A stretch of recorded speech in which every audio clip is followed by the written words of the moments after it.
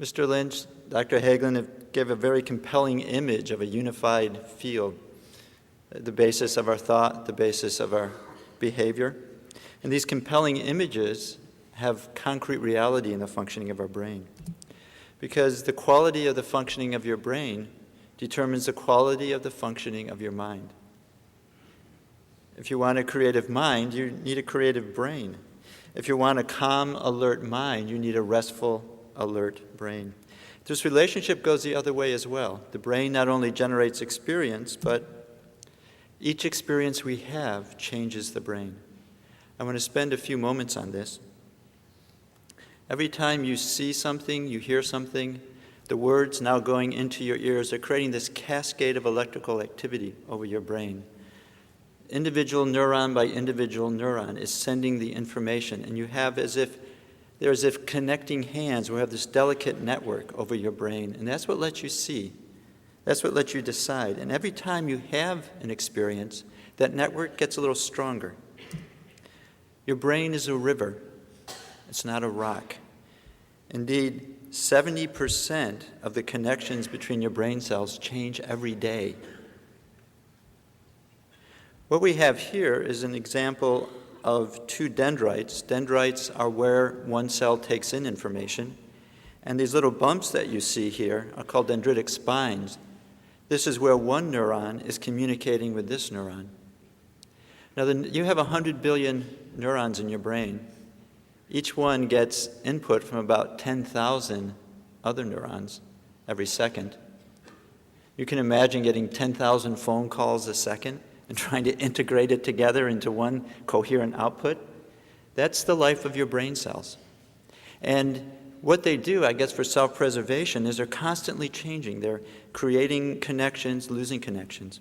What we'll be doing here is showing you a movie, 8 successive slides, which shows the connections in this one area over 8 successive days. So everyone can see? Yeah, here we go.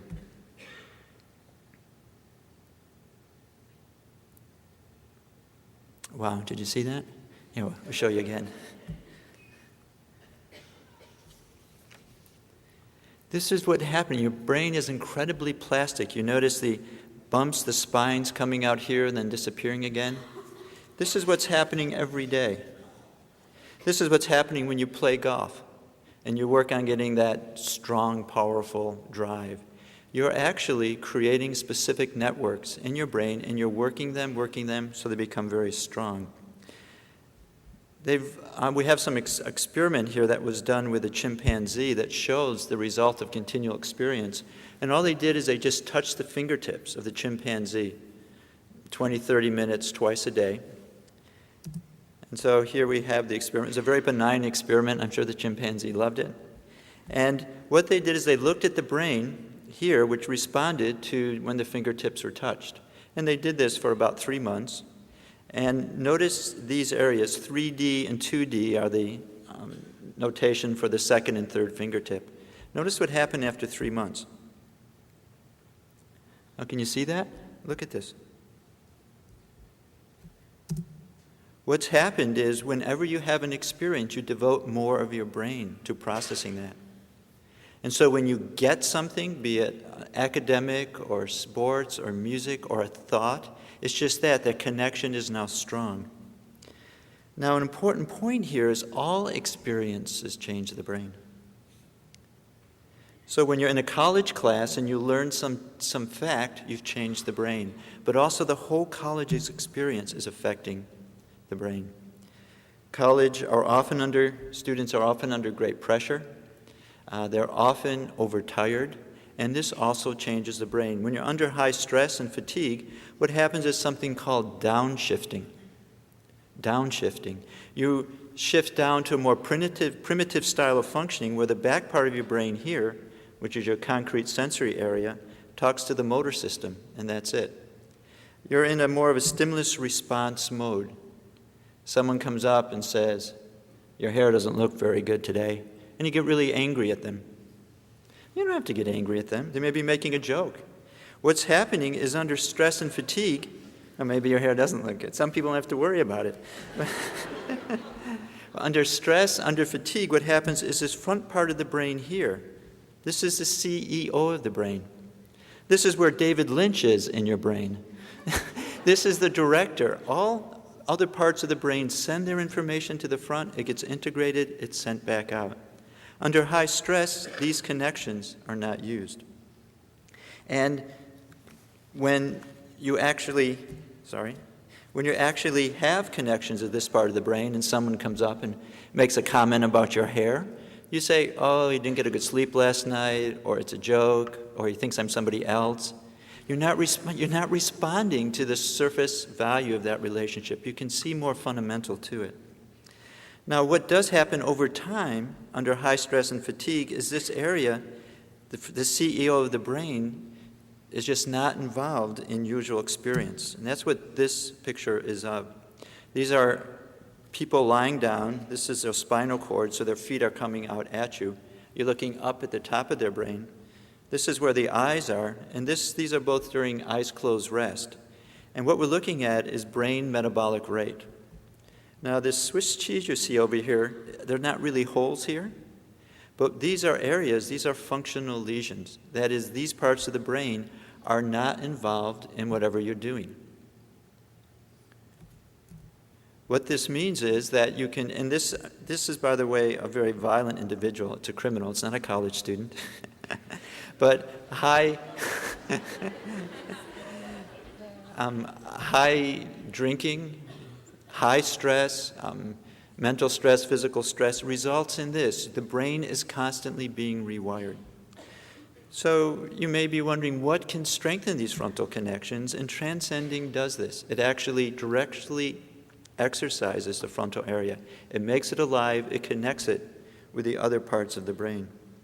When you meditate, you build up your CEO. You make connections to that part of the brain. So let us look at Shane Zisman's brain. What we have here, let's give a hand to Shane.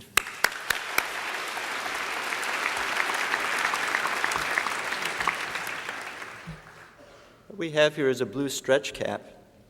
In the blue stretch cap are specific sensors, and they're taking the electrical activity of the brain. What we see on the screen is the ongoing electrical activity. This line is what's happening right now. And now these big peaks here are when he blinks. Can you blink, Shane? There we go. Thank you. So this is the left front, this is the right front, and these are the ones in between. Now, we're seeing his brain in Technicolor, but his brain's not really functioning in Technicolor. But here we have a brain laughing. So what we'll do is we'll bring up one sensor, and we'll just look at this. We'll first bring up one sensor in the front, and we'll have him sit with eyes open, eyes closed, so you can get a feeling for how the brain waves are changing. Then we'll have him meditate, and you can just see the difference then. Now, this is what the brain looks like when you're looking out at 1,200 people looking at you.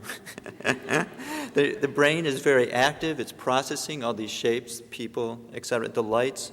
And so you see this very fast activity here. This is 1 second, so this is about a 20 cycles per second wave. It's called beta activity.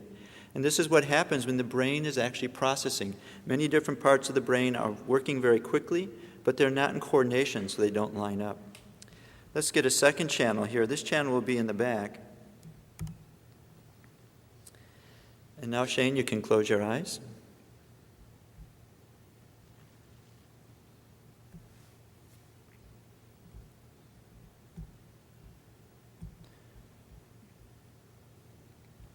Now, noticing this very rhythmical activity, it's primarily in the back here.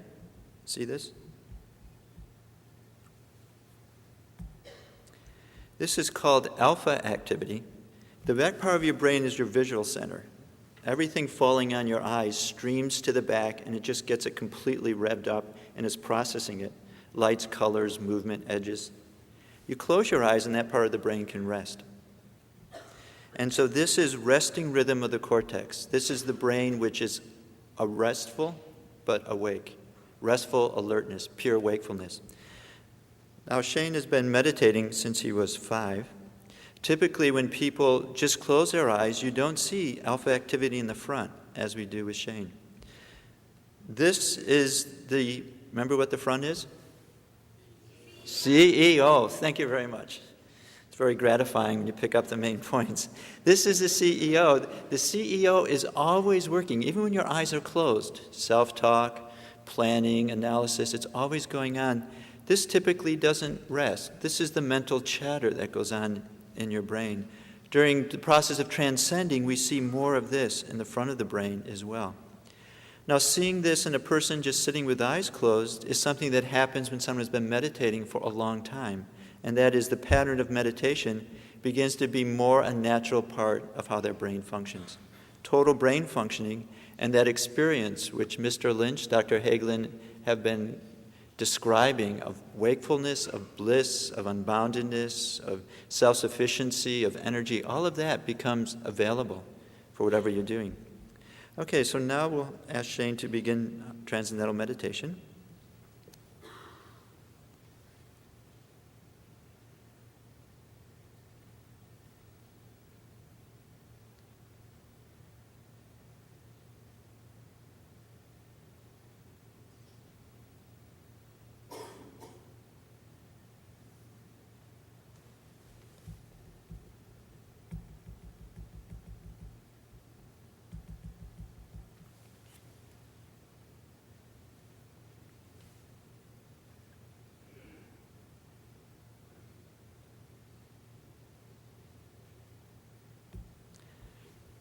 And what we see here is quite remarkable. You don't typically see this. If there's any EEG people in the audience, I'm sure you're saying, where is that coming from? This very high amplitude alpha activity in the front of the brain. And notice how it's tracking what's in the back of the brain.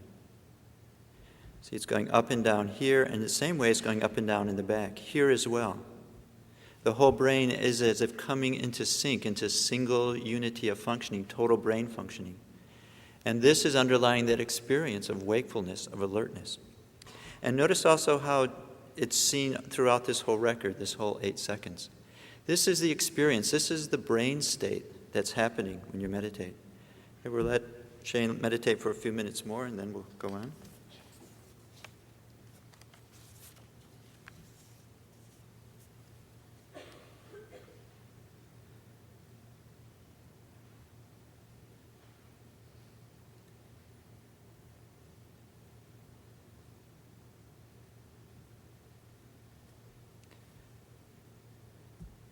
Now you know there's this cycling here.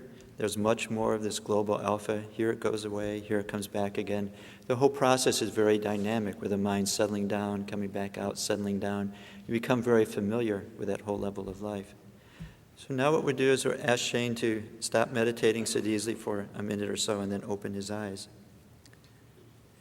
So the point I hoped you could see is that with TM practice, something is happening quite remarkable.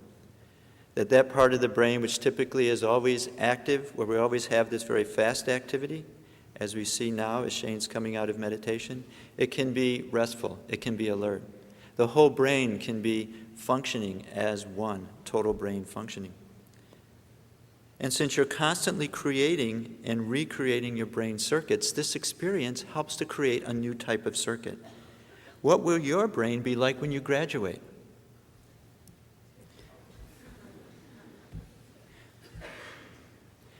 We've created a brain integration report card to try to quantify that. This report card is asking, what is the impact of your total college experience?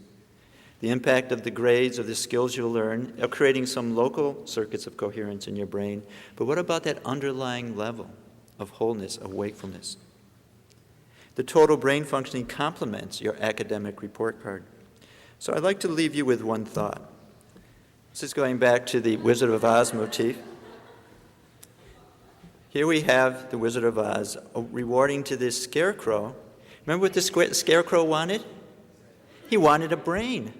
And remember what he did? He sacrificed himself, being burned to death and brought off by the monkeys, and the straw being torn off, all of that for a brain. And look what he gets. A piece of paper.